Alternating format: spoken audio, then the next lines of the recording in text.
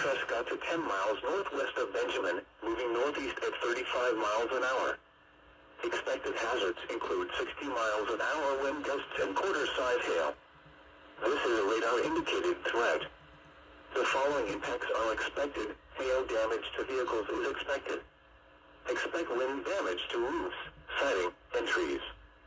Locations impacted include Quanah, Crowell, Benjamin, Chillicothe, Thalia, Gimmerland, Margaret, Goodland, Vina, Madison Mound, Trescott, Lazare, Wayland, and Copper Break State Park.